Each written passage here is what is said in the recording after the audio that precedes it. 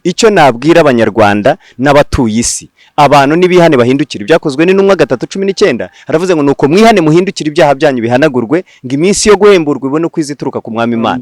Mbonera no kubwira abantu ko ADPR atari ryo torero, ADPR ni idini, bo barabizi. Hanyuma biriya birababaje, cyo cyambere birababaje nk'itorero cyangwa se ibyo tuvuga ngo ni itorero, nk'itorero ryari ririzwe nk'itorero ririmo abanyamwuka kandi bagendera mu kuri kw'ijambo ry'Imana, kubona ariho hantu habanje kuzamurirwa ibendera ry'ubutinganyi birababaje. Kuko nago wambwira kuntu umuntu ashobora kuza avuye hanze y'igihugu wamutumiye hanyuma karinda bwaza ibikorwa ari bukore cyangwa se inshingano ashinzwe ari bukoreraho ukabona zihabanye n'izo yagombye gukora, hanyuma uwo muntu nubishyire ku karubanda cyangwa se ngo uhite ugaragaza ko ibyo bintu mu byo mwari mwavuganye bitarimo, ngo bigaragaze nkaho nawe bikubabaje, bigaragare ko hari akantu k'agakino karimo cyangwa se hari akantu kari kihishe inyuma abakristo batamenye cyangwa se batabwiwe. Ariko abari cyaratubabaje, twese turababaye, benshi cyarababaje, mbega abantu bose bahagaze mu murongo muzima n'abo batabarizwa mu itorero mu rusengero rwacu cyangwa se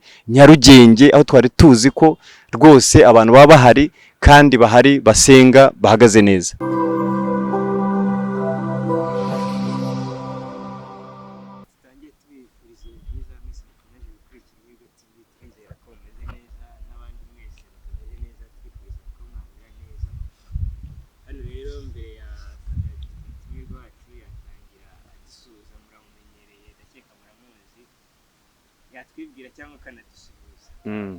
Yesu ashimwe. Ndabasuje mwese mu izina rya Kristo Yesu.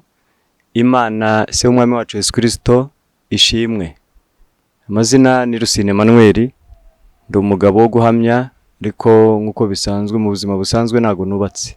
Hanyuma mbarizwa Nyamugari Paruwasi ya Gasave. Ndashima Imana rero ko Imana yongeye mu mwanya kugira ngo tubonane kandi tuje kugira ngo tubane mu mwanya w'ijambo ry'Imana. Imana itwishimire. Yego.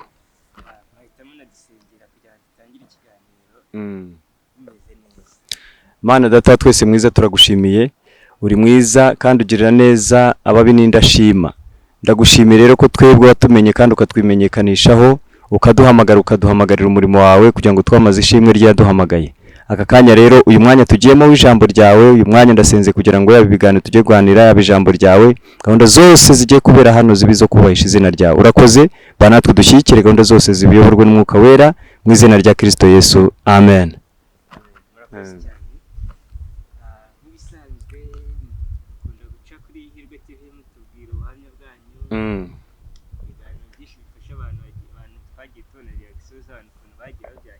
Yego. Umurimo ni mugari kandi tugomba gukora umurimo, niko Yohana yavuze 9:4 ngo ngwire gukora imirimo hano myakiri ku manywa bugiye kwira n'igihe umuntu atakibasha gukora. Ubwo rero umurimo wari mugari, hanyuma niyo mpamvu. Ariko no minsi ishize nari nagize ibyago mfusha data wacu yari hakurya Uganda, hanyuma nagiye njya gushyingura kuri 18, dushyingura kuri 19 hariya za Singiro, hanyuma nkomereza Kampala, nkomeza n'umurimo w'Imana. Navuye kuri 29, urumva ibyo nabyo byatumye naboneka neza. Yego.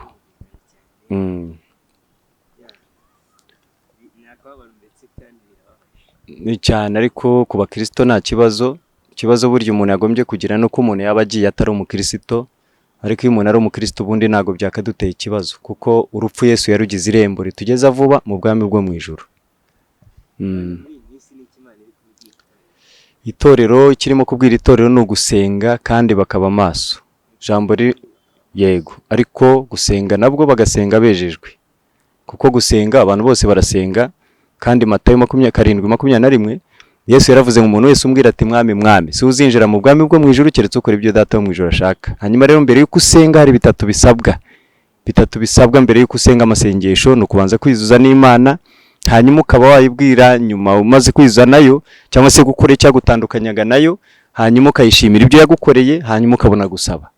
Urumva rero hakeneye bitatu mbere yuko umuntu agera gute asenga cyangwa se ayisaba. Cyambere no kwizuza n'Imana. Abaheburayo 12:14 haravuga ngo mugire umwete wo kubana n'abantu bose amahoro no kwezwa, kuko utejejwe atazabona umwami Imana cyangwa se atazareba umwami Imana. Nago mbega umuntu utejejwe azabonana n'Imana, naga azahinguka imbere nkuje guhembwa ibyiza, ahubwo azabaje guhanwa. nicyo rero nabwira abantu ino minsi Imana irimo ivuga ni ukwezwa, hanyuma tukera imbuto, hanyuma tugakora n'umurimo w'Imana turi maso. Yego. Ikivuga kuri iryo jambo, hari ibintu muri iyi minsi maze byabaye ndetse binavugisha abantu benshi. Hari abantu muri ADEPR, ndakeka kandi bisengera muri ADEPR. Yego, n'ubundi aguye ko ari Nyamugari paruwasi ya Gasave, ni muri ADEPR. Twari Gatsata, ubu ni Gasave. Abantu baravuze ati ikibi kinjiye aheya, kubona uriya muzungazunguza idarapo twavuga y'abatinganyi mu rusengero, noneho muri headquarter yanyu yari ugenge muri ADEPR. Yego. Biriya bintu rwose bivugaho iki nk'umuntu wo muri ADEPR usenga, kandi reka ko waduha ubusobanuro buhagije. Biriya bintu cya mbere birababaje, ariko hanyuma mbonera no kubwira abantu ko ADEPR atari ryo torero. ADEPR ni idini. Yego, nk'uko Zion ari idini, Restoration, mbega aya madini ahari hose ubona ihuriro ry'aba bantu benshi, aho ubona bahurira basenga cyangwa baramya Imana, ni amadini. Ariko muri iryo dini hakaba harimo iki? Itorero. Umunyetorero, kugira ngo ube umunyetorero no kuba warakira Kristo nyiri itorero agatura muri wowe, nibwo buri umunyetorero. Ugomba kuba ufite ibintu bitatu: Imana, Umwana n'Umwuka Wera. Ibintu bitatu bifite rero nibwo uba uri umunyetorero. Uyu muntu rero witwa ko ari umunyetorero ntabwo byamutunguye, biriya turabizi, abasenga bari maso barabizi, keretse b'abakobwa b'abapfapfa batanu, ariko ubundi cyangwa se b'abapfu batanu, ariko abanyabwenge barabizi ko biriya bintu bigomba kuba, ahubwo hazaza n'ibindi birenze biriya. Hanyuma biriya birababaje. Icyo cya mbere birababaje nk'itorero, cyangwa se ibyo tuvuga ngo ni itorero, nk'itorero ryari rizwi nk'itorero ririmo abanyamwuka kandi bagendera mu kuri kw'ijambo ry'Imana, kubona ariho hantu habanje kuzamurirwa ibendera ry'ubutinganyi birababaje. Birababaje kandi biteye agahinda. Gusa nubwo byabaye kuriya, abantu nibahumure kandi abantu nibasenge. Simbahumurije nk'aho nta kibazo, ahubwo mbahumurije nk'uko biriya byabaye, atari ukuvuga ngo abasengera muri ADEPR bose babyemeye ko biba. Oya, nubwo haba hari ababyemeye cyangwa se hari abo byabaye bihari, hari n'abatari babizi, ariko wenda bamwe babizi bakaba bari bazi ko biriya bintu biri bibe. Kuko ntago wambwira kuntu umuntu ashobora kuza avuye hanze y'igihugu wamutumiye, hanyuma akarinda bwaza ibikorwa ari bukore cyangwa se inshingano ashinzwe ari bukoreraho, ukabona zihabanye n'izo yagombye gukora, hanyuma uwo muntu nubishyire ku karubanda cyangwa se ngo uhite ugaragaza ko ibyo bintu mu byo mwari mwavuganye bitarimo, ngo bigaragaze nk'aho nawe bikubabaje, bigaragare ko hari akantu k'agakino karimo, cyangwa se hari akantu kari kihishe inyuma abakristo batamenye cyangwa se batabwiwe. Ariko abari maso, abakobwa batanu b'abanyabwenge bo barabizi. Birababaje rero, natwe twabibonye kuriya, dutungurwa no kubona ibibaye mu rusengero rwacu cyangwa se Nyarugenge, aho twari tuzi ko rwose abantu baba bahari kandi bahari basenga bahagaze neza. Byaratubabaje, twese turababaye, benshi byarababaje. Mbega abantu bose bahagaze mu murongo muzima, nabo batabarizwa mu itorero, n'abadafite itorero bitwa ko ari abantu badafite aho babarizwa, nabo birababaje. Kuko kubona ibendera ry'ubutinganyi rizamurwa mu nzu yitiriwe izina ry'Uwiteka birababaje. Yego. Birababaje cyane. Kubona abantu benshi bari kuvuga ati isi irarimbutse, isi irarangiye. Abantu bari kuvuga utyo, n'icyo bababwira cyabahumuriza se, cyangwa se icyo yego, ikintu nababwiraho, reka turebe ijambo ry'Imana.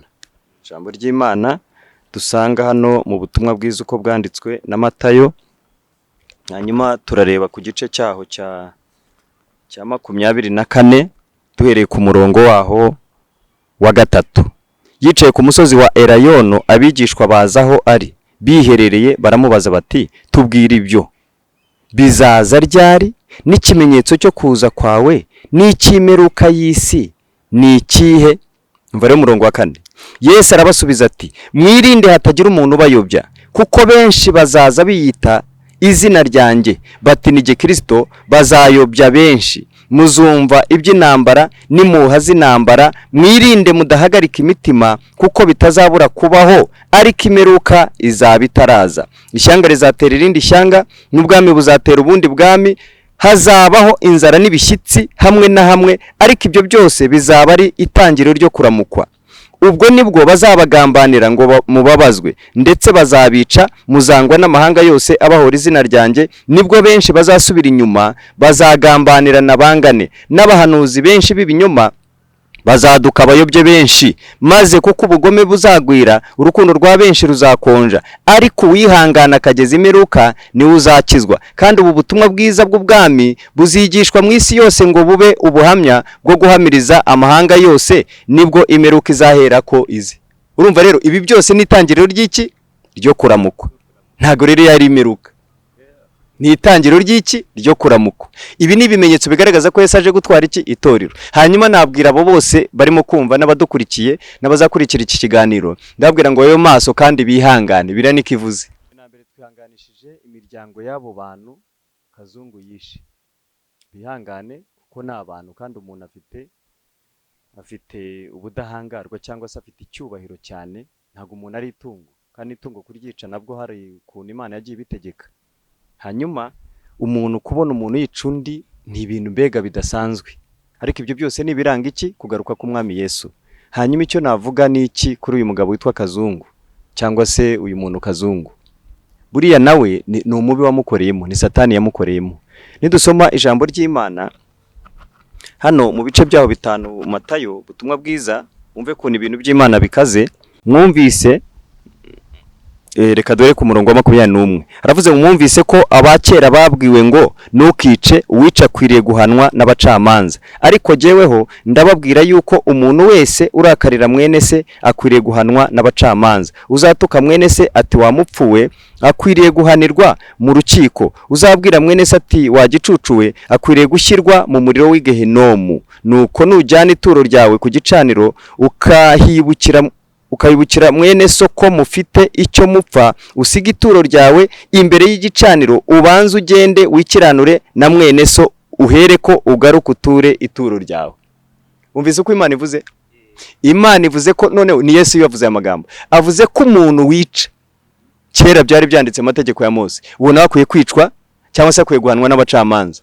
Ariko noneho Yesu wumva ko avuze, Yesu waravuze ngo nutuka, nurakarira, nuwanga mwene se, uwo nawe ni iki? Ni umwicanyi. Kandi isomye Bibiliya neza ijambo ry'Imana usanga uwanga mwene se ari iki? Ari umwicanyi, kandi namwicanyi uzajya mu ijuru. Hanyuma rero nawe siwe.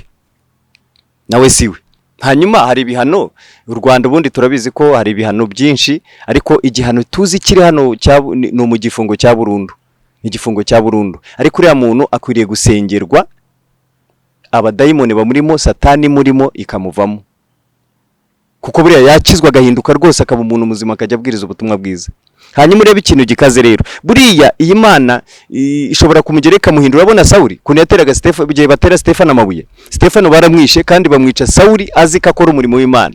Ariko nyuma Yesu amugezeho amenya ko yari yarayobye, arangije abishimamo n'Imana. Kwa Timoteyo rwa mbere ibice byaho igice kimwe cya mbere umurongo wa 12 avuga ngo ndashimira Kristo umwami wacu wambashishije yuko yatekereje ko ndo kwizerwa akangabira umurimo we, ngo nubwo nabanje kumutukanye n'umunyarugomo n'urenganya, ngariko ibyo byose narabibabare kuko nabikoze mu bujiji narizera. Hanyuma rero urumva ko hari ibintu umuntu akora mu bujiji atarizera. Iyo udafite ubwenge bw'Imana cyangwa se utarakizwa, urumva ko utarakira Kristo umwami n'umukiza, n'ubundi urumva ko bufite iki? Bufite ikibazo, butunze Satani. Iyo udatunze Imana muri ubutunze Satani. Hanyuma rero uyu mugabo buriya ashobora gukizwa agahinduka, Imana ikamuhindura akaba mushya, agahinduka akaba mushya. Hanyuma abantu bamubabarire kuko nawe ntabwo ari we. Gusa nago bikuyeho ko yahanwa n'amategeko.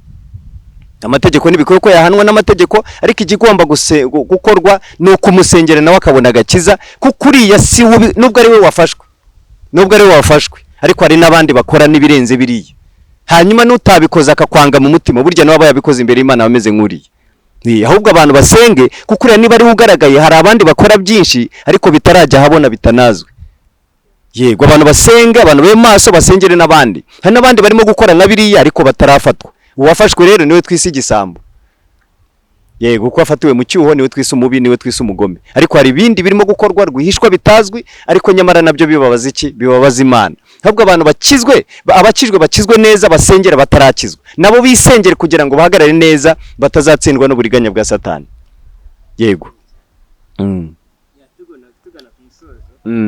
Niki kintu wabwira abanyarwanda cyabahumuriza kuri ibyo bintu, urumva kwica umwana wawe ukanabyumva wenda ashobora hari nk'abantu ukabona umwana waragiye abuze igihe kingana kuriya utazi ngo yagiye hehe utazi ngo yagiye hehe ukajya kumva ngo yarapfuye yishwe n'uriya mugabo rwose kiriya cyane indenga biriya bintu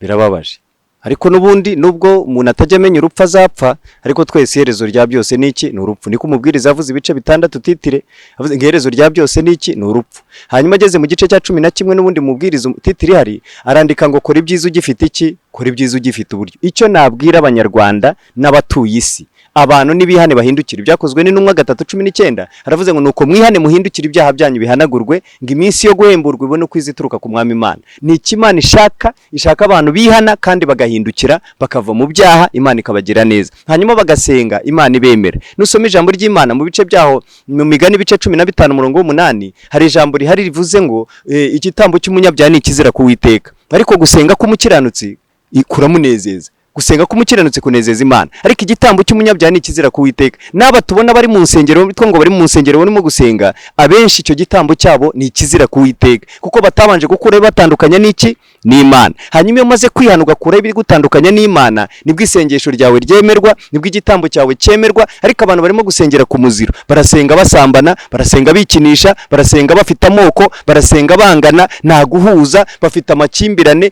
inonganya, amashyara ameze nabi, nta guhuza, ibyo byose inda nini. Hanyuma urumva nta rukundo bagifite, bafite uburyarya gusa no kubeshyana kandi baragambanirana. Nibakizwe neza. Inama nagira abantu batuye isi, abanyarwanda n'abanyarwandakazi n'abatura Rwanda, nuko abantu bahuza bagakura ubugome buri mu mitima yabo, bagasenga neza. Ibi bintu byose murimo kubona bameze nk'abakazungu n'abandi bariyo bakibitekereza n'abarimo kubikora ahandi hatazwi, n'ab'Imana bagendera bahereza agakiza.